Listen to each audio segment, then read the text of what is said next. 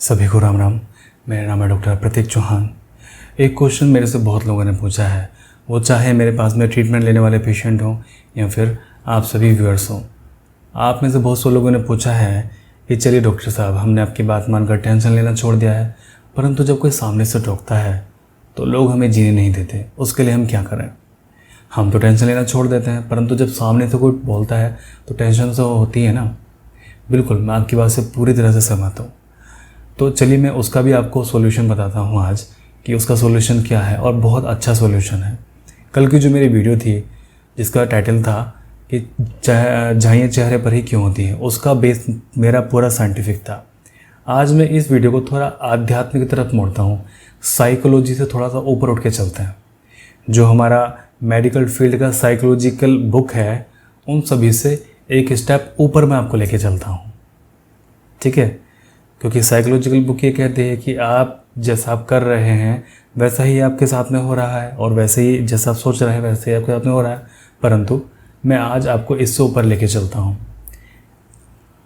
ठीक है। तो मैं यहाँ पे प्रस्तुत करूँगा आपके सामने दो चौपाई के दो हिस्से, जो कि तुलसीदास जी के श्री रामचरितमानस से लिया गया है।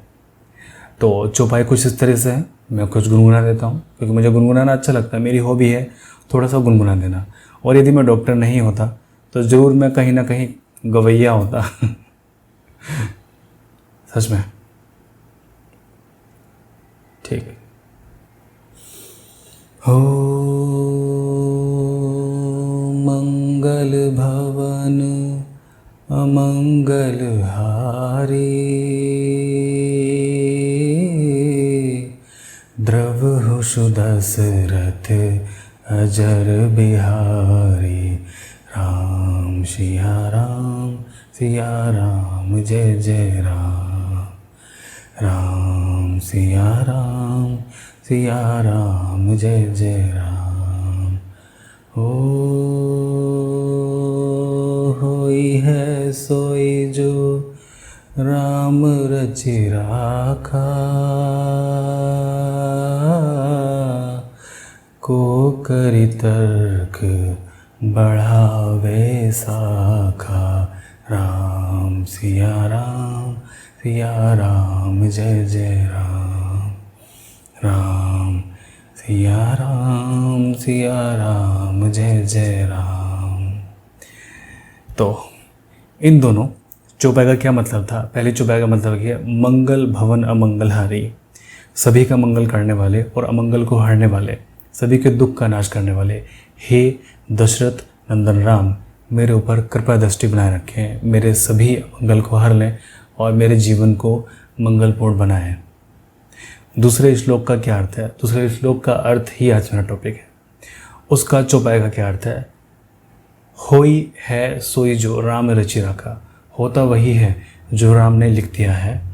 की कर तर्क बढ़ावे साखा, तो इसके बारे में चिंता क्या करने। होता वही है जो राम ने लिख रखा है, तो उसके बारे में चिंता क्या करने। अब आप बाहर गए, किसी ने आपसे पूछा यार ये चेहरे पे क्या हुआ आपके, तो आप सीधा सीधा कहिए, आप जिस भी ईश्वर की प्रार्थना करते हैं, जिस भी ईश्वर को मानते हैं, वो भगवान राम हो सकते हैं, कृष्ण हो सकते हैं, वाहेगुरु हो सकते हैं, भगवान शिव हो सकते हैं, अल्लाह हो सकते हैं, जीसस हो सकते हैं, जिस प्रभु को भी आप मानते हैं, तो केवल उनका स्मरण कीजिए और हाथ जोड़कर कीजिए। भाई जैसी प्रभु की इच्छा, जैसी ईश्वर की इच्छा, वो जैसे रख रहे हैं मैं उसी में खुश हूँ। तो आप तनाव से तुरंत बाहर निकल जाते हैं। अब आप तनाव के सामने नहीं खड़े हैं, अब आपने तनाव के सामने अपने ईश्वर को खड़ा कर दिया है और आप तनाव से बाहर हो गए। अब तनाव से रक्षा आपकी ईश्वर करेंगे। अब आप तनाव से बिल्कुल बाहर हैं। जैसे ही आप अपने मैं को सामने से हटा लेते हैं, अपने आप को सामने से हटा लेते हैं, जैसी प्रभु की इच्छा, जैसा वो रखें मैं वैसा खुश हूँ।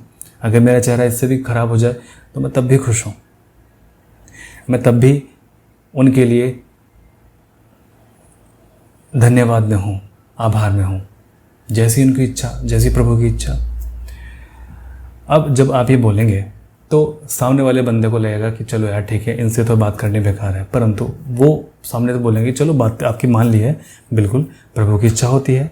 परंतु आपके मन के भी अंदर ये प्रश्न आ रहा होगा कि चलिए मान लीजिए प्रभु की इच्छा है तो फिर हम ट्रीटमेंट क्यों करें, फिर हम डाइट का फॉलो हम क्यों करें, फिर तो हम टेंशन ही छोड़ दें उस चीज़ के लिए। बिल्कुल टेंशन अब छोड़ दीजिए, लेकिन यहाँ पे कर्म करने के लिए मना नहीं किया गया है आपको। जैसा कर्म करोगे वैसा ही फल मिलेगा, जैसा आप कर्म करेंगे वैसे ही राम जी आपकी किस्मत में भी लिखेंगे। क्योंकि ये दुनिया, ये प्रकृति एक नियम पे चलती है और यहाँ पे नियम है कर्म प्रधान।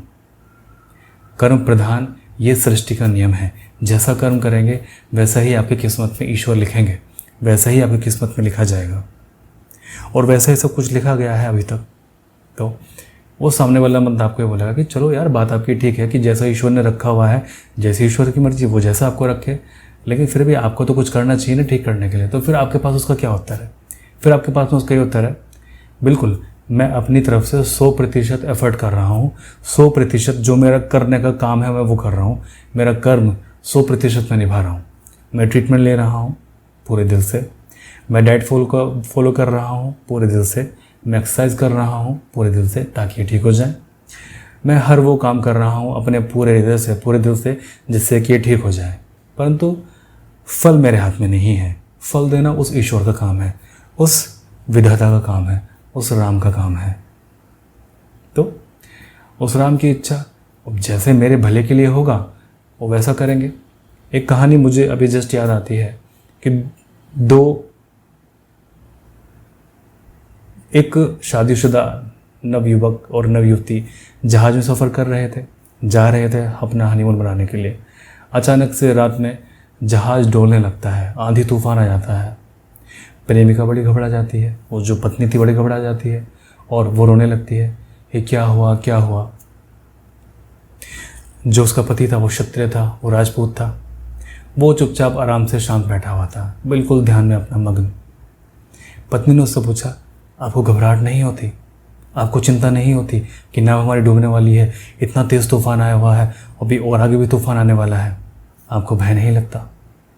राजपूत ने अपने मूँछों को ताव दिया, उस चौहान ने अपनी मूँछों को ताव दिया और अपनी तलवार निकालकर अपनी बीवी गर्दन पर रख दी। उसकी बीवी हंसी और राजपूत से पूछा, ये आप क्या करते हो? उस चौहान से पूछा, आप ये क्या करते हो? पति ने पूछा, तुझे डर नहीं लगता? उसने कहा कि जब तक तलवार आपके हाथ में है मुझे डर किस बात का, क्योंकि आपका और मेरा संबंध प्रेम का है, और यदि आप इस संबंध में मुझे मार भी दें तो इससे बड़ा मेरा सौभाग्य क्या हो कि जिससे मैं सबसे ज़्यादा प्रेम करती हूँ उसके हाथ में मरूँ। इससे बड़ा सौभाग्य और क्या हो सकता है मेरे लिए। राजपूत ने तलवार अंदर रख ली, उस पति ने तलवार अंदर रख ली और फिर कहा, मेरा उस प्रभु से प्रेम का नाता है। अगर वो इस जहाज़ को डुबो भी देंगे और डुबो के हमें मार भी देंगे तो ज़रूर, शायद, अवश्य ही, निश्चित ही इसमें हमारा भला छिपा होगा, अन्यथा वो ऐसा नहीं करेंगे। और जब उन्हें बचाना होगा तो वह बचा लेंगे। जाको राखे साईं मार सके ना कोई।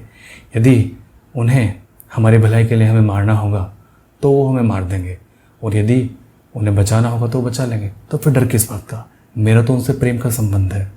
तो ऐसे ही जब आपका संबंध आपके ईश्वर से प्रेम का हो जाता है तब आप किसी भी तनाव से, किसी भी स्ट्रेस से अपने आप को बाहर निकाल लेते हैं। जीवन में वो चाहे कोई भी तनाव आए, किसी भी तरह का, वो चाहे किसी की मृत्यु हो, वो चाहे किसी का डिप्रेशन हो, वो A to Z आपके लाइफ में कुछ भी आए, वो कुछ भी, छोड़ो चाहिए को, बहुत छोटी चीज़ है। आपके लाइफ में जितनी भी टेंशन है अपने आप को बाहर निकाल लो, सब कुछ प्रभु की इच्छा पे छोड़ दीजिए और अपना कर्म करते रहिए, और फल की चिंता ईश्वर पे छोड़ दीजिए। तो बताएं आज की वीडियो आपको कैसी लगी? कुछ ज्ञान बढ़ा आज की वीडियो से? आपका कुछ जानकारी मिली? वीडियो के अंदर क्या सबसे अच्छी बात आपको लगी ये मुझे आप ज़रूर बताइएगा। और हाँ, मैं प्रैक्टिस करूँगा तो अच्छा सिंगर बन जाऊँगा, मुझे इस चीज़ का पता है, क्योंकि मेरी आवाज़ भी अच्छी है।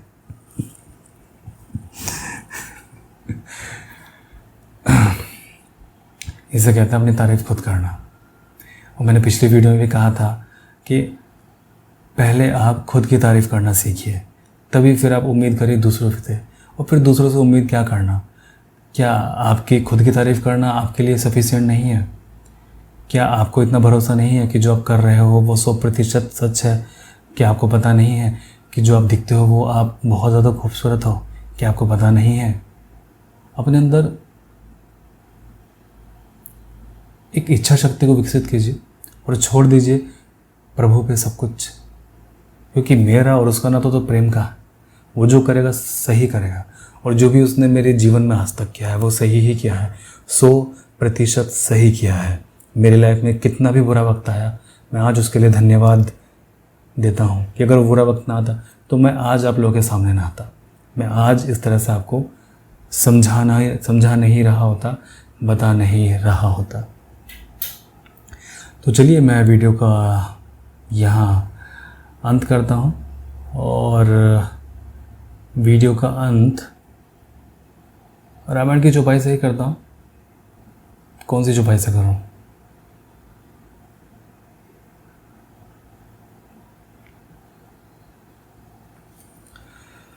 हो हरि अनंत हरि कथा अनंता, कहि सुनहि बहु विधि सब संता। राम सिया राम जय जय राम। राम सिया राम जय जय राम।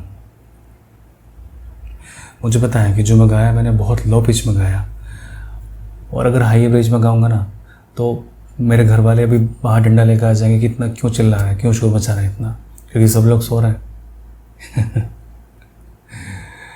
तो चलिए मैं प्रार्थना करूंगा कि प्रभु श्री राम की कृपा आप सभी लोग पर बनी रहे, आप सभी लोग जल्दी स्वस्थ हो जाएं, और अंत में सभी को जय श्री राम।